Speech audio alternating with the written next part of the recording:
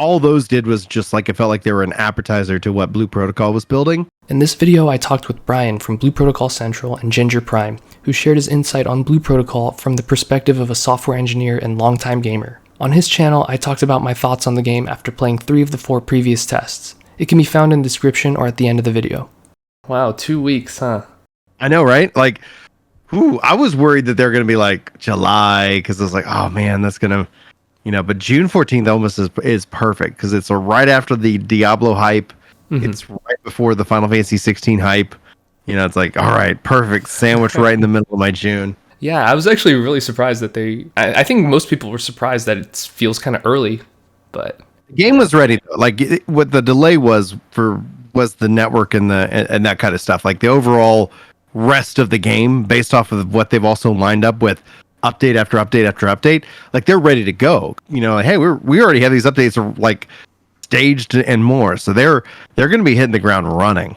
Do you feel like I guess the pandemic was kind of a blessing in disguise in that sense, because they have like this huge backlog of content now, right? So man, as somebody who in development, the transition into that was probably the hardest part.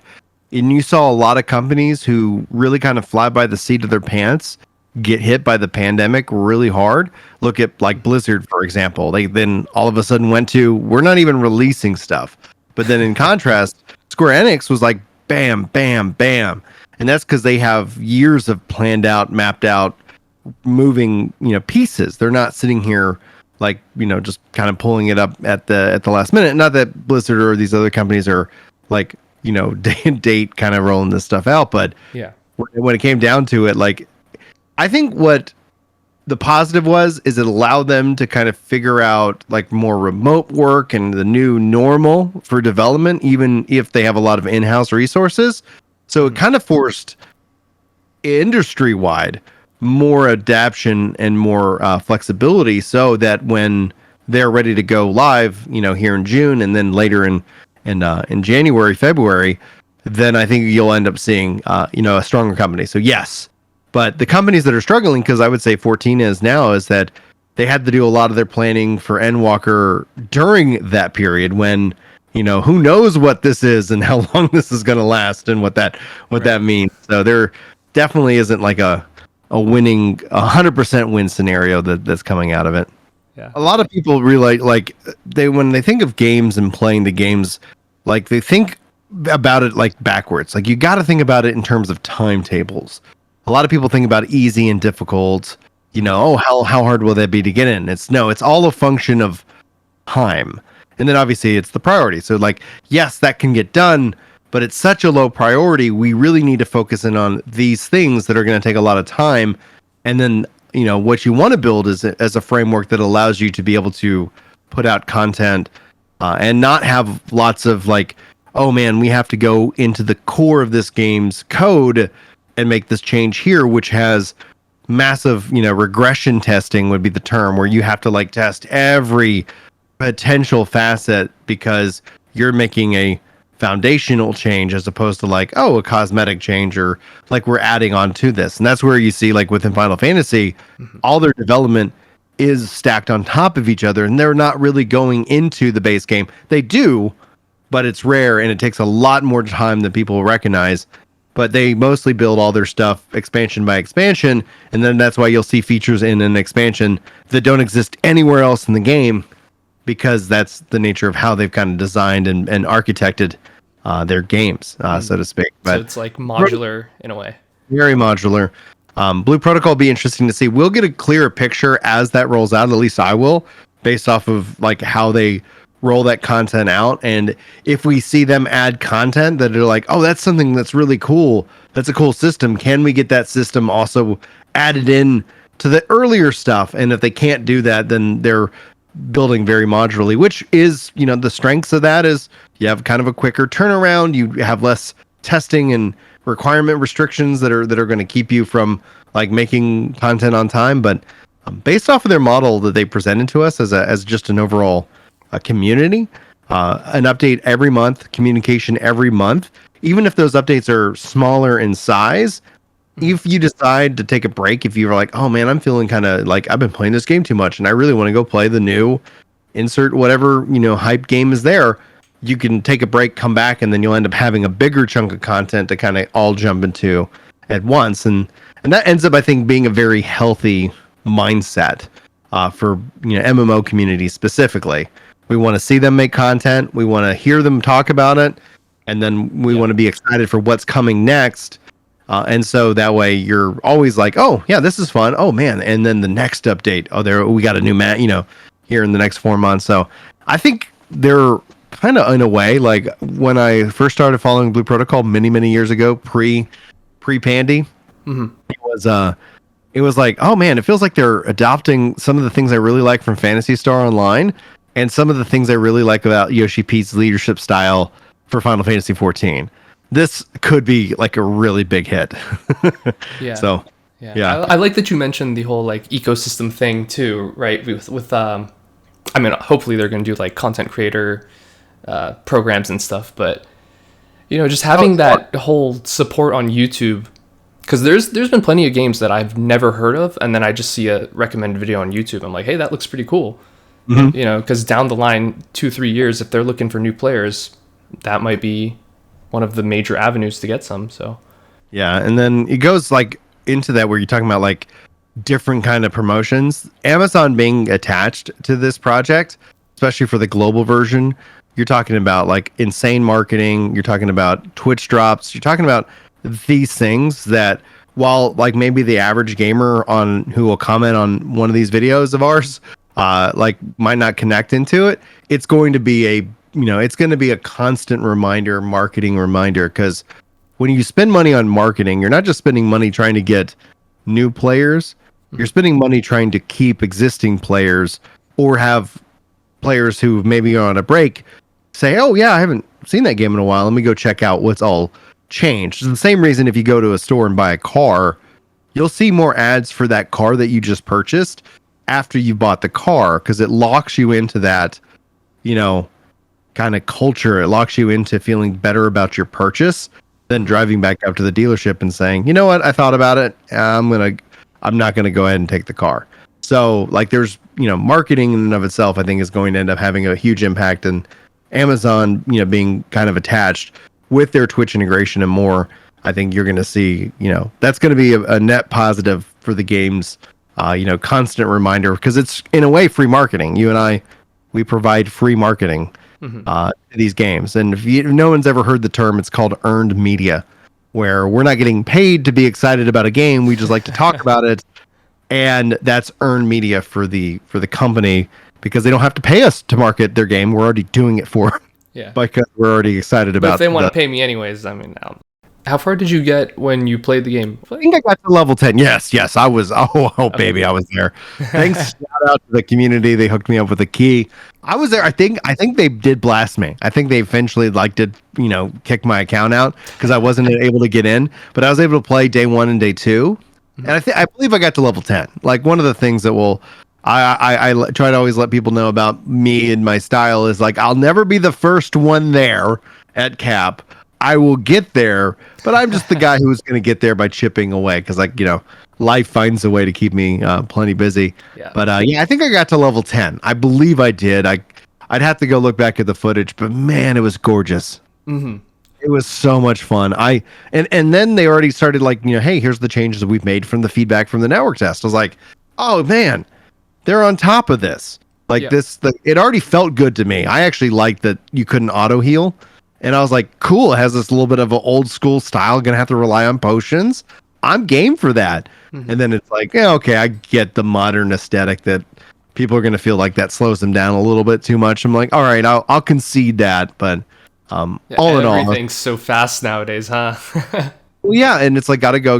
That's actually kind of one of the things as an old school MMO player. And while this is more the action MMO as opposed to MMO and slow grind aesthetic, I do think there's going to be that element in some degrees. But it's always funny to me where people push back on that, like, hey, I made it to level cap in 6 hours and now the game's not fun anymore. There's nothing to do. Well, I mean, the older games had a way to kind of time gate that by just making it a very long grind. And right. There's a romanticism to that I definitely do have and share, but I don't know. It's like I'm never like, oh yeah, I got to get to the the level cap because I got to do this, and I get the content creator in me that's like, oh, I want to make sure I understand these systems, but like there's the reality of I need to go to bed and at a reasonable time because I'm going to get up in the middle of the night trying to having to take care of a kid probably. So just like, yeah, but no, I think level 10 probably, I think, yeah, I'm pretty confident I got to level 10. I know I ran like the first dungeon solo and then continued to grind out in the open world, did some open world bosses, things like that, which was super cool. I love when you see like 30 people like all together just wailing. I don't even like, people are like, it doesn't have mechanics. Like it does, but it doesn't matter. Like it's just fun to be like, I'm not for Twitter mobs like as a principle, but like we're gonna go mob on a boss like in a game. I'm all about that. There's my hypocrisy. It's like, all right, let's go. Let's get our weapons out. What classes did you play? I've only played Twin Striker up until now. I played maybe like 30 seconds of Spellcaster, and that was enough for me to realize like this stop and go kind of thing is not for me. But yeah, that's been remedied quite a bit from the last stream, so might give it a second try. But I'm thinking of actually just letting chat decide on stream what class with the poll. I'm down to try anything. Though I do really want to try Blast Archer because I just want to feel how strong is it really. Because some people are like, wow, this class is overtuned still. And then some people are like, nah, it's weak, but obviously you still need heals. So yeah, I wonder in terms of that is like if that is a good sign of balance when you have people going like, it's too powerful, and people going, it's not powerful enough. It's like, yeah, I think I'm probably gonna main Archer because like generally I usually do healing, like, and that's kind of the archetype that I kind of like move to as a kind of a main approach. But usually my first playthrough I usually focus in on survivability, and the fact that it's one character, multiple classes is perfect for me. So I'm probably gonna rock the fighter first out the gate, just so that I have that tanky defensive survivability build, and then I'll swap and level up the Archer. But I do want to level up all 5 classes, and by the time it goes global, I would say there is a high potential that we would see a 6th class by the time it launches, to the global version based off their roadmap. But they're not committing to it, so like if it doesn't happen, I'll be fine with 5 on the global. But the idea that we'll have a kind of an inroad to seeing what's coming, and then at the same time, there's going to still be that kind of staggered release, which I think will be good to see as a player. Are they able to maintain this pace? Does this benefit us in some way, shape, or form? I don't know how much you've dabbled into the other classes, but what would you say, at least either from playing or from watching, is the difficulty for each class? I guess from 1 to 10. I think whenever you talk about the spellcaster, that's going to be in the difficulty. I'm assuming a 10 is the highest difficulty that we could have. From what I've seen play, and then just general balance, the survivability comes from being able to maintain range, but the difficulty comes is that you're a glass cannon. And so I would say that in any RPG, generally speaking, the casters are the hard mode version of that game because of your lack of survivability, which just means downtime. Time spent, time wasted. So that's where I would put it, probably about a 7 or an 8. Having not seen any, we haven't seen any of the level cap content. We haven't seen like all the zones and what that challenge is going to be. And who knows, that'll be interesting to see. Overall, I think from a difficulty, the fighter is going to be probably the easiest class to adapt, understand, and survive with. And then, and then somewhere in between, like when you're talking about damage, Twin Striker probably. So the fighter, I'd probably put it at a, what kind of scale am I using? You're just making up numbers now. 1, Twin Striker probably at a 2 or a 3. The Smasher in that same category, 2 or 3. It's got range and survivability. It's a little bit tankier. And then Archer, it's going to be a little bit squishier, but it's going to have range mobility.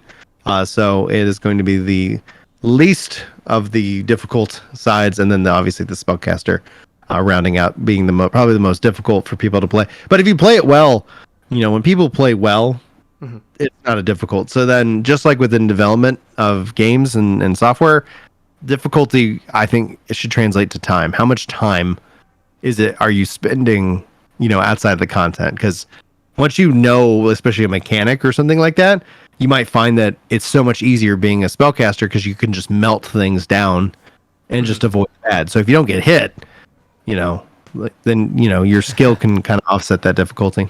The game is just so much easier when you're with others, just regardless of whatever class you are. Because if you're fighting 3 goblins at once, they all attack at the same time. You dodge maybe one of them.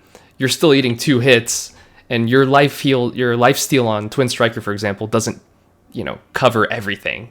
Yeah. So Twin Striker is what the devs are marketing as one of the like supposedly easier classes, plus like a really strong all-around class, because you have damage, you have self-heals, so in theory you should be able to keep yourself up. But it's still pretty difficult if you're fighting mobs 3-4 levels higher level than you, and they're all grouped up and you're solo. So that's what you want. You want to incentivize group play. You don't want to punish people who don't want to play in a group, but I think we've seen that the MMO slowly become the SMO, like the single player player online. Single or massively single player online, MSO, where it's like, oh yeah, like and then it's like, yeah, you're not having those connections. So I think that when it comes down to solo play, it should be doable, but it should be difficult. And then back to that function of it should take you way more time. To the point where you're like, it is way better for me to go ahead and just say, hey, I see this person in the area. Let's team up. I see we're doing something similar. Let's team up. And then that's, I think, something that's overall better for the community. And then obviously when you see people go down, like there's the level of empathy. You're like, oh no, that's, you want to be able to try and incentivize those systems, where I get frustrated when MMOs now are just like, yeah, like you don't need anybody. You literally need nobody. You never need to talk to anybody. You never need to engage. Like, even if it's like what I call, like, these games have asynchronous multiplayer, like there's still the aspect that you feel like you're connected, even if you're not directly in a party with somebody. And I think Blue Protocol knocks that out of the park, because I always felt like there was people around, NPCs and other players. It felt like I was in a living space. This was exciting. And then it's like you get into other MMOs and you're like, I haven't seen anybody, and the NPCs just stand still. And it's like, right, it's kind of. And the devs do seem to be kind of like lowering the barrier to play with others. There's no kill stealing at all. If we're in separate parties, I do 1 damage to a mob, you do 1 damage to a mob, we all get all the drops, all the XP. It's just like, why wouldn't you work together? And you don't have to be in a party for that. They did have that little system that's like automatically make a party with people that are in the same area as me. I never used that.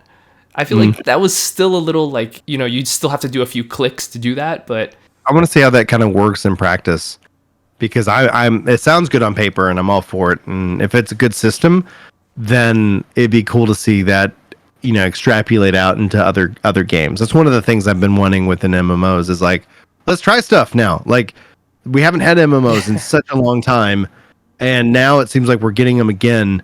So let's try stuff. Let's throw stuff against the wall. Let's revisit some ideas. And so if they had that, I didn't get to play around with that either, but I'm looking forward to giving it more time.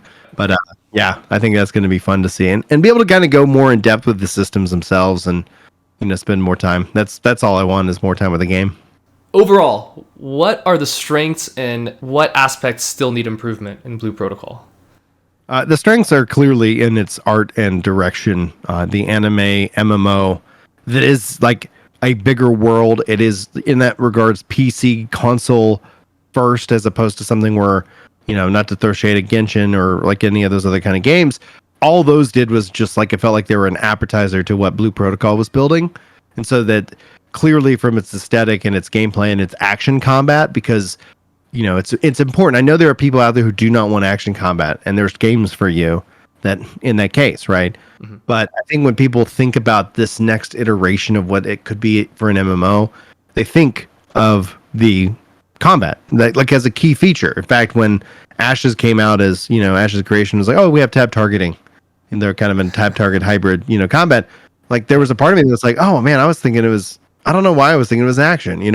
Interesting. Like, is that a big deal? And it's like, at the end of the day, like, it's a combat system's a combat system, but I think that's going to be a key differentiator. So visually, in the combat, I think the thing that's going to hold it back, the thing that I would have preferred to see more, investment of time and effort is the zones, in their lines. Not that the zones aren't beautiful, but the zones themselves end up feeling rather quite small, especially when you start to think about what like New World is doing with its just massive open world and how you're running around.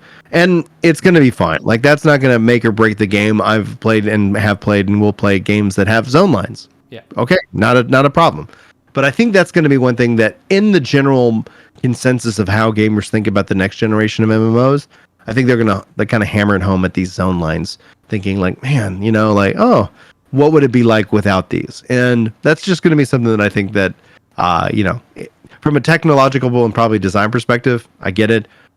But then, from what people really are looking for into that next, if they didn't have those zone lines and it was just like, even if the zones were just bigger and you didn't kind of cross through those lines themselves, I think that a lot of people would be, really, really quite pleased with the overall product. But the world's beautiful, game's beautiful.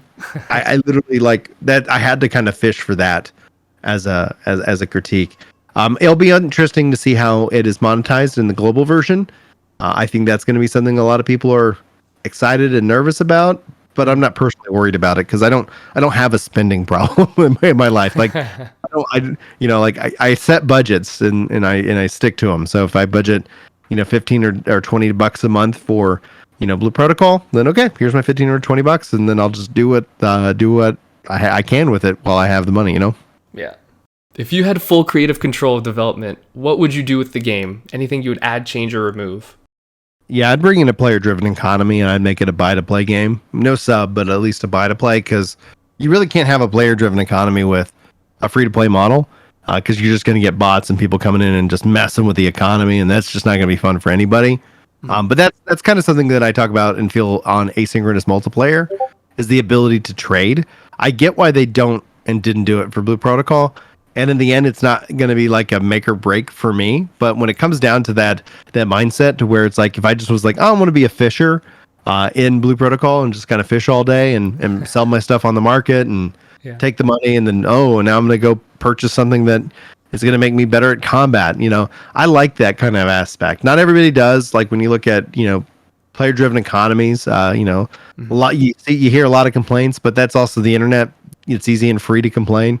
But that's something that that's where, if I was in the driver's seat, like that's something I'd love to see in terms of how players interact, and you going out farming mobs and stuff like that, getting the materials and then taking them to market. Somebody takes those, crafts them up into stuff. That's going to be how it is. But that would be such a fundamental shift that like the core game and how you upgrade your weapons and all of that, it doesn't make sense, right? Like that's something where in the core design, they're like, yeah, we don't really need trade. What trade is only going to invite bots, and having no player trade is an easy way to kind of get rid of bots. Right. Well, I'm personally fine with that as someone who's always been like on the low end of the economy on online games and just not that interested in dealing with trading and following the market and all buy low, sell high stuff. Yeah, not everybody needs that to be a job. Yeah, I'm here to play. I'm just here to run content. Diablo is a good example of like, I just log in, kill some monsters, have fun, call it a day, I guess if I were to answer the same question, I don't know if how familiar you are with MapleStory 1, but one of the really exciting things about that game is when you kill a monster, the drops like shoot up and spin and then fall to the ground. That excitement of like, as soon as you kill something, what's going to drop? That little anticipation, especially if it's a boss, it just explodes. The whole map is just full of drops. That's something I really miss, because that was just like, you get to see the drop. Nowadays, in most games, it's like a UI pops up. These are your rewards.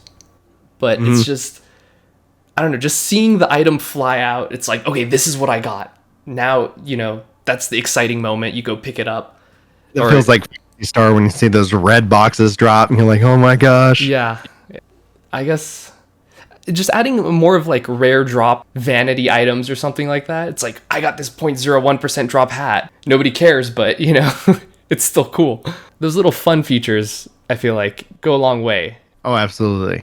Yeah. And I agree. Like seeing, especially like the same thing with Destiny, like when you open the chest and it's like just kind of rains loot. It's like it's exciting, and I think they lean into those aesthetics at some point.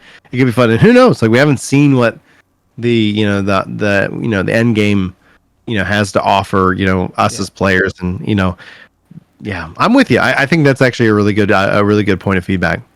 What's one advice you would give to the developers, and what's one tip you have for brand new players? Ooh, okay, that's a good question. For the developers, I think it's going to be really important that they continue to communicate. They already have the unique hook, right? No matter what, the game will have population decline, especially after the hype. From a gamer's perspective, and the developers are seasoned, so it's like this is just kind of more redundant. But I think they're in the best aspect they can do is communicate, and then I like what Yoshi P does a lot, where he in a way over communicates, but he gives you. It's not a simple yes or no. Like, hey, can we do this? And they're not like, no. They're going to be like, we looked into that and we were testing it, and this is the kind of the results. And we found out that it had this negative impact to this piece of the community. So we're still trying to figure out how to do this and not have a, this negative cost to the game itself. And then the person asking the questions like, oh man, I never thought about how those things actually were integrated. Mm-hmm. So in a way, over communicate, but keep communicating. That's going to be one of the key aspects that even if a patch or a balance thing doesn't land, they're going to be back in front of the camera. They're going to be like, hey, we hear you guys saying this. We're looking at getting this fixed, and this is the kind of time frame we're looking at. Keep doing that because they already have the unique hook. They already have, the other pieces that make a good MMO, and delivering on that constant set of communication, which they've already got scheduled. It helps facilitate players being heard, and that's actually a big problem. Doesn't mean the answer is going to be yes. Mm-hmm. It's just that we're actually having a dialogue, because a part of the player base is important. That feedback is important, and whenever you just feel like you're putting your feedback into an empty void and it just goes nowhere, you start to assume the worst of the devs. You start to presume oh, the reason they don't like this is because they don't like me. And it's like, no, they're just trying to figure it out. And I think that's essentially the best practice, the best model that somebody could adapt in that case. And then for the new players that who are jumping in, I would say if you're not playing in the Japanese and you're waiting till the global release, there's nothing wrong with you in that case. But when it comes down to it, I always say, don't worry about any kind of negativity. Find the fun in what you're doing. Mm-hmm. And don't worry about making mistakes. I know a lot of players, especially in a multiplayer game, oh, what if I mess up? It's you know what? At the end of the day, you can respec. You can do these things. You're not going to be locked into your choices to a punishing degree. Yeah. And that's and follow Zakum on YouTube for guides and stuff. That way you're in the know. You're not losing out on any information. That would be fun to be kind of a part of it. And then if you want to go above and beyond, get involved in the different discords around the game of the community. And just note, with anything, around games, people get, heated. People have their passions, and don't take it personally, So, that's something that will be the unfortunate side whenever there is bigger content gaps and communication gaps. That's where you see the YouTube drama kind of pop up, the streamer drama kind of pop in, because there isn't stuff to talk about. But based off of their pacing and everything like that, I think this will actually be hopefully a very low drama filled game, but we'll see. Yeah, time will tell. For part 2 of our talk on Brian's channel, click on the video on screen now or in the description, and let's all drop a like and subscribe to him on Blue Protocol Central for BP content and Ginger Prime for gaming as a whole. Huge shout out to Brian for taking the time to talk to me, and stay tuned for various other guests.